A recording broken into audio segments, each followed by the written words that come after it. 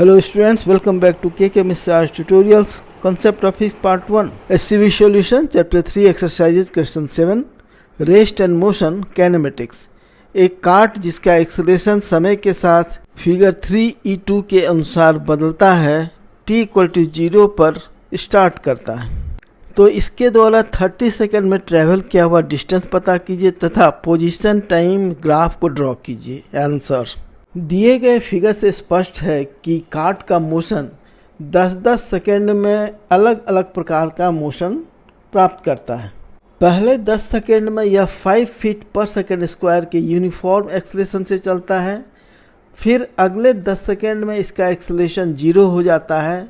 तो पहले 10 सेकंड में जो इसने वेलोसिटी प्राप्त की उसी यूनिफॉर्म वेलोसिटी से 10th से 20th सेकंड तक यह चलता है। फिर अगले 10 सेकेंड में इसका एक्सेलरेशन निगेटिव है अर्थात रिटार्डेशन है और लास्ट में जाकर यह रुक जाता है। इस रिटार्डेशन का भी magnitude 5 feet per second square है। अब इस ग्राफ और टाइम एक्सिस के बीच का जो एरिया है वह उस टाइम इंटरवल में वेलोसिटी के चेंज को शो करता है। तो पहले 10 सेकेंड को हम लोग देखें, यह एक रेक्टेंगल है जिसका एक side 5 feet per second square है तथा दूसरा साइड 10 सेकेंड है। तो इसका एरिया हो गया 5 feet per second square into 10 second equal to 50 feet per second. यह चेंज इन वेलोसिटी होगा। चूँकि कार्ट t=0 पर रेस्ट से स्टार्ट करता है तो इसका एवरेज वेलोसिटी पहले 10 सेकेंड में होगा 50 + 0 divided by 2 equal to 25 feet per second.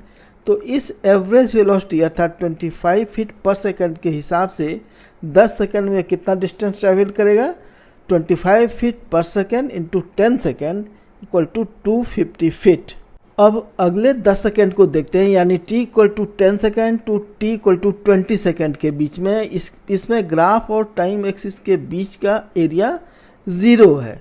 तो इसका अर्थ हुआ कि इस बीच में कोई वेलोसिटी चेंज नहीं होता है और जो वेलोसिटी t=10 सेकंड पर था वही वेलोसिटी t=20 सेकंड पर रहेगा। क्योंकि t=10 सेकंड पर वेलोसिटी हम लोगों ने देखा 50 फीट पर सेकंड था। तो ये एक यूनिफॉर्म वेलोसिटी से t=10 second to t=20 second तक चला।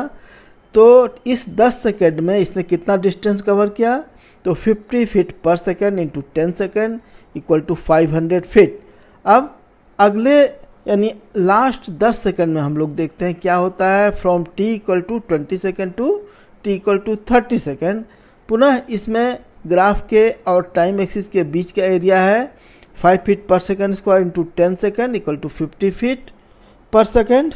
किंतु यह एरिया टाइम एक्सिस से नीचे है यानी निगेटिव साइड में है। इसका अर्थ यह हुआ कि जो वेलोसिटी का चेंज हुआ वह नेगेटिव है अर्थात इसकी वेलोसिटी घट रही है। तो सेम एक्सेलरेशन से जितना इसने पहले 10 सेकंड में वेलोसिटी प्राप्त किया था उतना वेलोसिटी इसने लॉस्ट कर दिया लास्ट 10 सेकंड में, यानी यह फिर t=30 सेकंड पर रेस्ट में आ गया।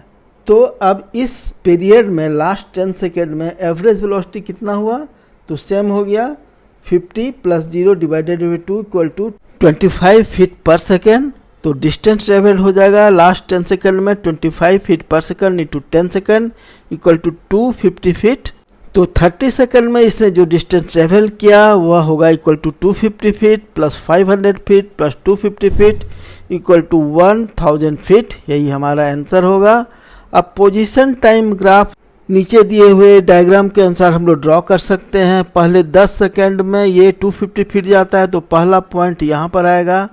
फिर अगले 10 सेकंड में यूनिफॉर्म वेलोसिटी से चलते हुए फिर अगला 500 फीट यह चलता है तो 750 फीट पर ये दूसरा पॉइंट आएगा और लास्ट में तीसरा पॉइंट यानी 30th सेकंड पर इसका जो रेस्ट में आ जाता है वो 1000 फीट पर आएगा। तो तीसरा पॉइंट यहाँ होगा। तो 0 और पहले 10 सेकंड वाले पॉइंट के बीच में हम लोग इस प्रकार कर्व्ड मिलाएंगे क्योंकि ये एक्सेलरेशन इसका बढ़ रहा है। फिर अगले यूनिफॉर्म वेलोसिटी वाले डिस्टेंस में ये स्ट्रेट लाइन रहेगा और फिर लास्ट में भी ये कर्व लाइन रहेगा लेकिन इसका पोजीशन घटता हुआ रहेगा। तो इस प्रकार पोजीशन टाइम ग्राफ हम लोग खींचते हैं। हमारा दोनों आंसर प्रॉब्लम का आ गया। वीडियो सॉल्यूशन देखने के लिए धन्यवाद। कृपया वीडियो को लाइक और शेयर करें तथा इस चैनल को सब्सक्राइब करें। धन्यवाद। Thank you. Visit again.